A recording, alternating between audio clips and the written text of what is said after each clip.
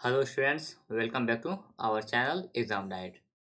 तो अगर आप आज हम लोग करने वाले हैं फिजिक्स को, यानी कि भौतिक विज्ञान को कवर करने वाले हैं। मैं एक बार बता देता हूँ इंट्रो इसका, कि जो भी पहली बार आया ना उसके लिए, कि इसमें हम लोग क्या करते हैं। एसएससी जीडी का एग्ज़ाम को टारगेट करते हुए एसएससी जीडी के 2022-23 के एग्ज़ाम में 2022-23 के एग्ज़ाम में जितना जो भी क्वेश्चन पूछा गया था ना उन सबको हम लोग डिस्कस करने वाले हैं। तो आज हम लोग का भौतिक विज्ञान है। इससे पहले हम लोगों ने बहुत सारा इसमें लगभग एक बायोलॉजी को कर लिया है, हिस्ट्री को कवर कर लिया है, ज्योग्राफी को कवर कर लिया है। इसी तरह हम लोगों ने कर लिया है और आज हम लोग का टाइम करने वाले हैं भौतिक विज्ञान को। तो इसका वेटेज जो होता है ना, इसका वेटेज हम लोग के जीडी में, खास करके मैं जीडी का बात करूँ, एसएससी एग्जाम्स का नहीं। जीडी में, वैसे एसएससी एग्जाम्स में भी इसका वेटेज बहुत कम होता है। इसे मतलब बहुत कम ही क्वेश्चन पूछा जाता है। मैं आपको बता देता हूँ। सबसे ज़्यादा क्वेश्चन पूछा जाता है आपका बायोलॉजी से। उसके बाद अगर क्वेश्चन पूछा जाएगा तो वो होता है केमिस्ट्री से। देन फिर नंबर आता है फिजिक्स का।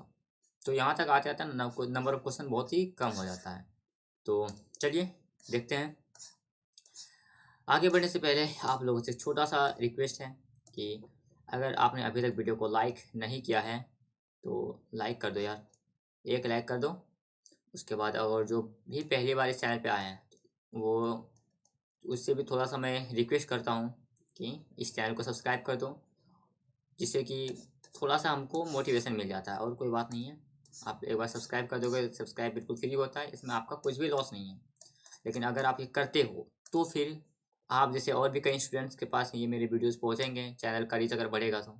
इसलिए वीडियो को लाइक करके चैनल को सब्सक्राइब कर दो। चलिए, फर्स्ट क्वेश्चन क्या है। डैश उद्योग में माइक्रो चिप्स से लेकर टेलीविजन तक उत्पादों की एक विस्तृत श्रृंखला शामिल है।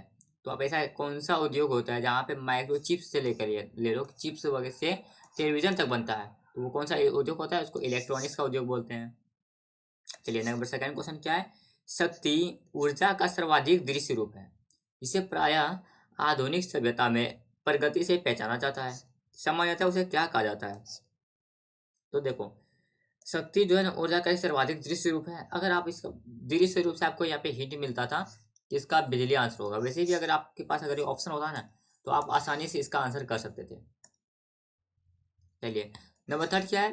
किस नियम के अनुसार विद्युत धारा द्वारा उत्पन्न ऊष्मा चालक के प्रतिरोध धारा के वर्ग और इसके प्रभावित होने के समय के समानुपाती होता है।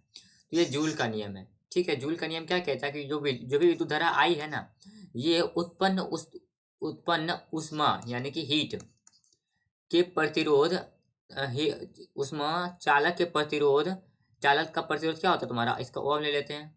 धारा के वर्ग इसके प्रभावित होने के समानुपाती होते हैं, यानी कि धारा के वर्ग के ऐसा कुछ होता है आपका जूल का नियम।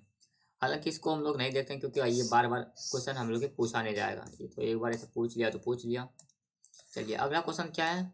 अगला क्वेश्चन है आपका, ध्वनि तरंगें जिनकी आवृत्ति डैश हद से कम होती है उन्हें अवस्रव्य तरंगे कहा जाता है। तो देखो, जो होता है ना 20 हर्ट्ज से जिसकी भी आवृत्ति कम होती है, हम लोग सुन पाते हैं 20 से 2000 यानी 2 किलो हर्ट्ज तक हम लोग सुन पाते हैं ना। तो जो भी 20 से कम होता है ना उसको अश्रव्य कहते हैं, यानी कि हम लोग उसको सुन नहीं पाते हैं। उनको सुनता है चमगादड़, सुन लेता है लेकिन। चलिए, और भी फिफ्थ क्वेश्चन क्या है। विद्युत विभवांतर यानी कि इलेक्ट्रिक पोटेंशियल का एसआई मात्रक क्या है? तो विभवांतर का एसआई मात्रक होता है वोल्ट। ठीक है, एक उपकरण जो परिपथ में धारा का की उपस्थिति का पता लगा सकता है उसे एक डैश के रूप में जाना जाता है।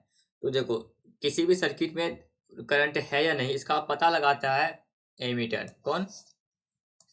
एमीटर इसका पता लगा देता है।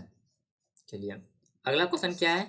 किस उपकरण का उपयोग हवा या गैस की आर्द्रता को मापने के लिए किया जाता है? तो ये आर्द्रता मीटर है। इंग्लिश में इसको बोलते हैं हाइग्रोमीटर। क्या बोलते हैं?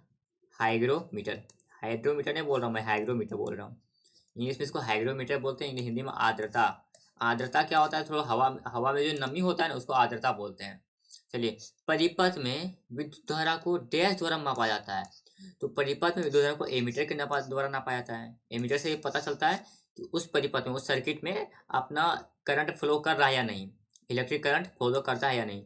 चलिए, निम्नलिखित में से कौन सा भौतिक मात्रा और माप की इकाई की गलत जोड़ी है।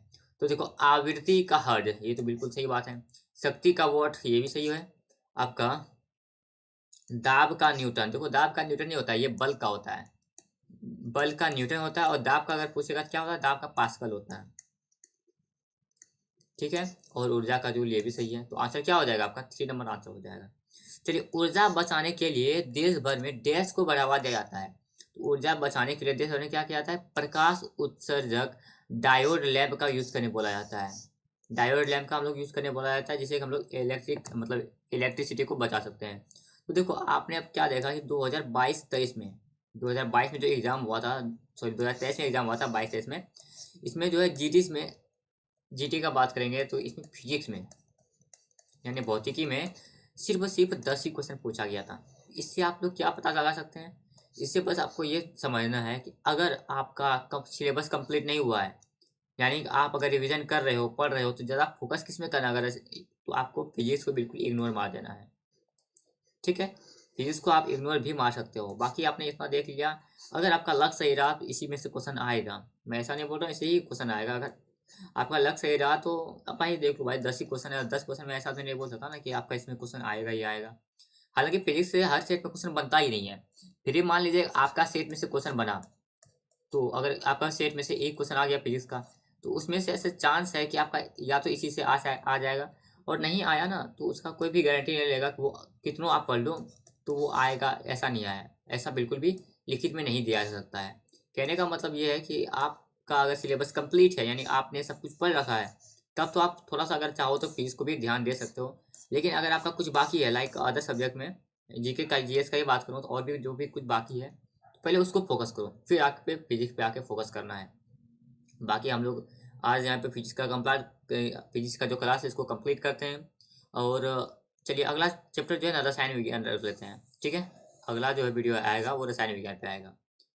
तो अगर आपको इस तरह का पढ़ना, यानी कि पीवाईक्यू आपने अभी तक नहीं लगाया है या पीवाईक्यू लगा रहे हैं, तो मैं बता देता हूँ, ये चैनल जो है खुद से लगाने से अच्छा है कि आप इस तरह से पीवाईक्यू लगाए, क्योंकि मैं जो है इसमें आपको एक्स्ट्रा फैक्ट भी एड ऑन कर देता हूँ।